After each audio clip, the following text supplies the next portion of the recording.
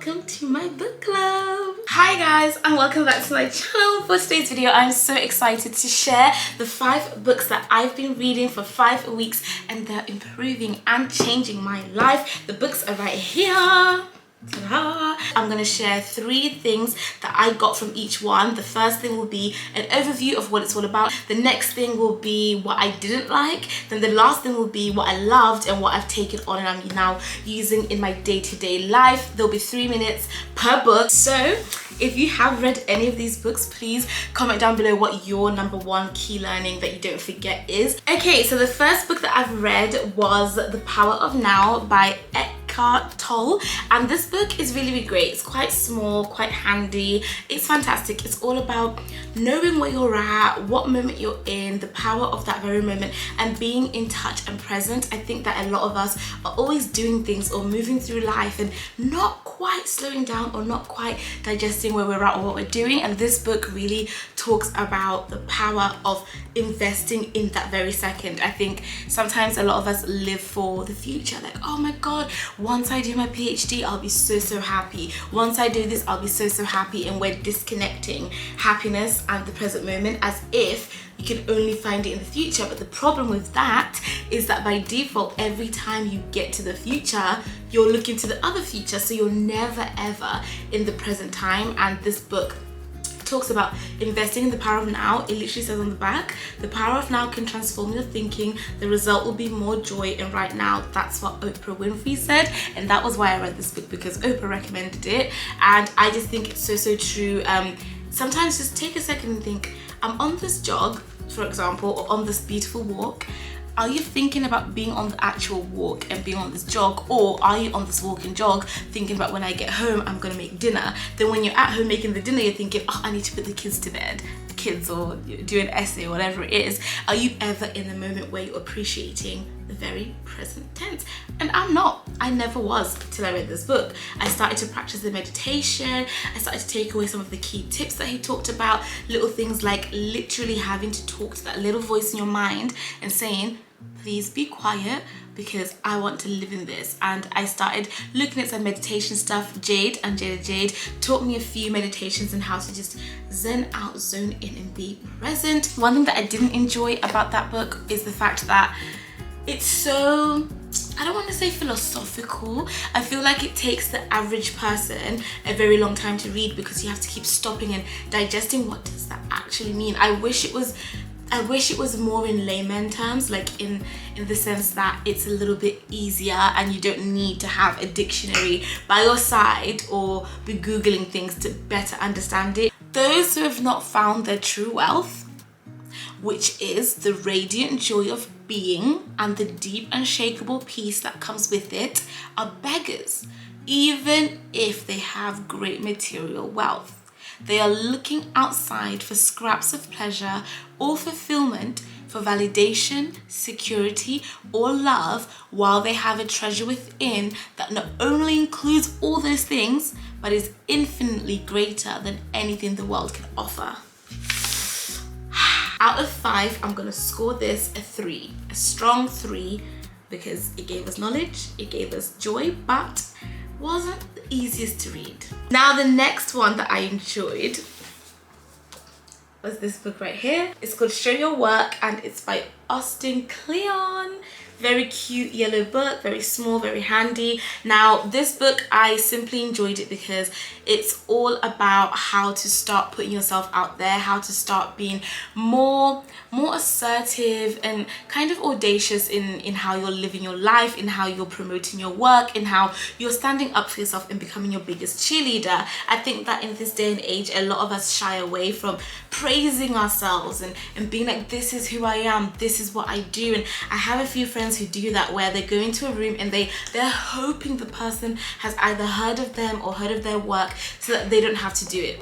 And I'm like, no, you need to walk into every single room and assume that nobody knows anything, and you need to give the best and biggest pitch of your life, because they only know what you tell them. People don't know what they don't know. So unless you're gonna say, I'm the best essay writer there is, hire me to write essays for your company, they will never know, especially if you go in there going, oh, I'm not sure about what I want to do, I'm not sure about who I am, they're going to be like, well, if you're not sure, why the heck would we invest our money in you if you're not even sure? You need to act like a chef, okay? Let me tell you this. You need to act like a chef where you have cooked the best 5-star meal in the world, and you know it's the best in the world, and you're going to come out and serve it like it's the best in the world. You're not going to spend hours and hours perfecting your recipes, perfecting your culinary skills, becoming the best in the game just for you to come and serve your meal to Gordon Ramsay doing this.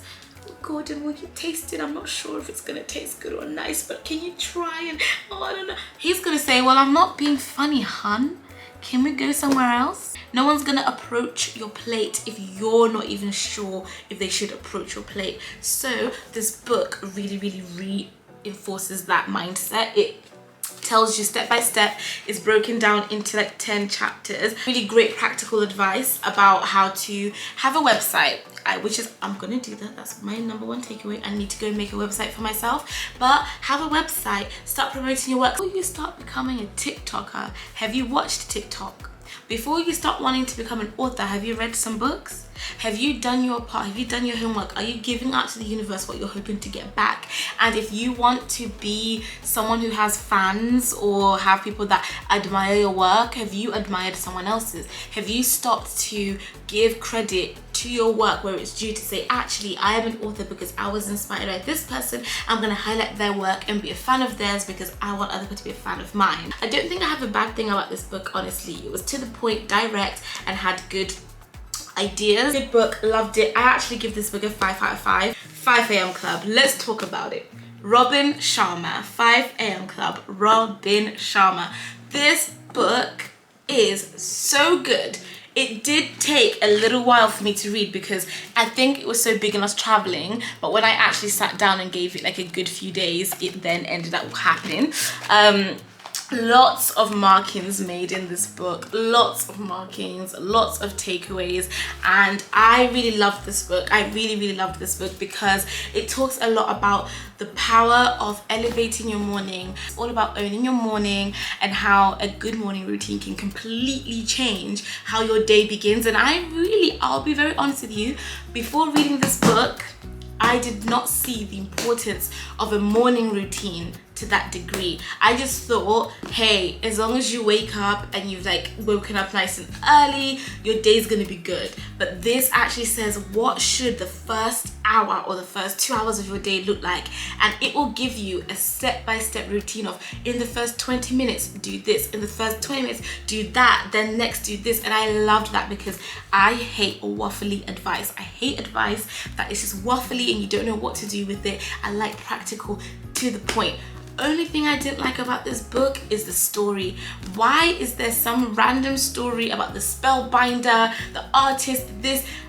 Can we cut that out and get straight to the advice? Like, I think that this book, if they didn't have all of that, would be about this size maybe?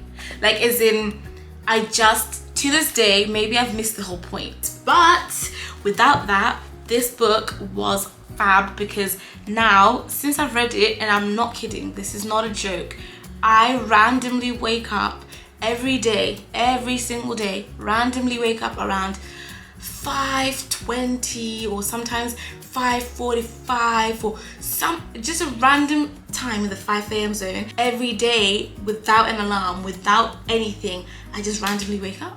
And I don't know if this is just in my brain or if because I've been following some of their steps I now have enough sleep. I don't know, but I'm really happy I read this book and I understand it, the importance of a morning routine, and I want to start implementing it. I would give this book a solid 3.5 out of 5 because of that story stuff, but the actual advice I'd give a 4 out of 5. So the next book on my list is my favorite book of all time now.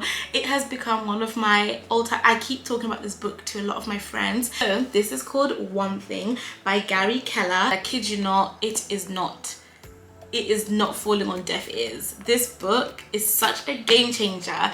I think I could have done without these three, because these three are all in this one. This book is such a practical, quick, easy guide of how to start being more focused. The key focus of this book is that it tells you to stop wasting your time. So one thing. What is the one thing? The one thing is the one thing that you do that's going to make everything else easy or unnecessary. So when you zone in on your craft, on your field, on the thing that you're the best at, everything else falls into place. That's the basic premise of this book. And it begins by saying you can't catch two rabbits at the same time. And when I first read it, I was like, what does that mean? And if you've got two rabbits going one direction, you've got to make a decision. Are you going to catch that one or are you going to catch that one? But you can't run at both at the same time because they're scurrying different ways. And that is the same with your goals or with your ambitions or with your work life. You can't wake up in the morning, open the laptop and simultaneously be editing a video while typing this really important email while also focusing on the growth of this. Choose one and zone in on that. And to go big, you need to go small. Why not say for the next 3 hours, I'm giving my ultimate focus to editing this video and getting it done and getting it to the best of its quality. Then you focus on that, no distractions. You're gonna make a very quality video in a shorter amount of time. Then when that is done, you then focus on your emails. For you to get big outcome, you need to have the small actions because life is like a domino, and it talks about the domino effect. So imagine you've got a domino that's about, let's just get something the size of this, right? So this is about what, 2 inches tall or something. Then you find something that's 4 inches tall. If you were to push this onto this, it can knock the 4-inch tall thing over. Then this 4-inch thing can knock over the 8-inch, that one. And before you know it, you're knocking over the Eiffel Tower, all because of this small little push. So it's about the 1%, doing something 1% each day to get to 100 instead of trying to do everything at once. So if you can treat your mornings or treat your days as that initial little cap that you need to just figure out and tackle, because it'll solve everything else. Overall, it changed my thinking. It changed how I approach my mornings now or my days. 4 hours. If you dedicate 4 hours a day, uninterrupted time to your work, it's going to drastically improve. Can guarantee, can confirm, it's been happening for me, and that is what I've taken away. The one thing I've taken away is to focus on the one thing, to go small in order of going big. And if out of these, honestly, start with this, giving this one a 6 out of 5. The final book, She Is the Moment. This is the one I'm currently reading. I'm only this many in, so don't start going around quoting me or trying to, say that I know everything about Atomic Habits. It's been recommended to me so much by James Clear, but so far, so good. Like, I am doing things in this book and I haven't even finished this book. This book is all about Atomic Habits, kind of similar vibes to One Thing, where it's talking about the little steps that you can do, the little atomic steps, like atoms are very, very tiny, that are gonna cause a massive explosion. So if you can do these little things, adopt into that 1%, you can make a big change. And it talks about how to build better habits, how to stop thinking that you're the worst person in the world or that you don't have any willpower. It's not that your goals are unrealistic or unattainable. It's just that you've got the wrong systems. You need to have good systems in place that are gonna help you and make sure you don't slip and fall or that you don't break your habits. So for example, if you're gonna say, I'm on a healthy journey, I wanna become better and have a fitness journey or whatever, don't think that you don't want that. You do want that. But when you get home and your cupboard is full of crisps, chocolate, all of this stuff, you're gonna break because you're human, number one. Number two, bad habits are hard to break, right? Because it's in automation mode. It's now automatic. When you see the chocolate, you wanna eat it, it makes you feel good, then you're gonna complain about it later, but in that moment, all you feel is good. Whereas good habits take a while to build because you have to tell yourself there's gonna be a moment where this is gonna become automatic and it's gonna become easier. But on that journey to creating the good habits, it's gonna be hard. So this book teaches you how to better create those so that you will come home from the gym and not have to open a fridge full of chocolate and make yourself tempted and then to go back on your diet, right? This teaches you how to make sure that fridge is empty, how to get the willpower to put the systems in place so when you get home it's a smoothie waiting for you and not chocolate. And I love it. I love it. I love it. I love it. And I just think no wonder it's so world renowned. No wonder it's so recommended, this book, because it's good and I'm only like a chapter in basically. and I give this one a 10 out of 10. We're not even doing a scale of 10, but I give it a 10 out of 10. But the more that I've been specific about these self-help books, because I'm always skeptical, even though I've written one in the self-help category, but I'm always skeptical, like, does this actually work? And whoa, it's working. The 4 books I'm going to be reading next are these. Read The 4-Hour Work Week, The Defining Decade of 20, Persuasion, which Jade also recommended to me. Last one is The Subtle Art of Not Giving an F. We will continue with these book review videos. Let me know what you want to see next and if you're loving it or not. I'm going to dash because I have some homework to do, and I'll see you guys in the next one. Love you lots, kumbaya, and see you soon. Bye.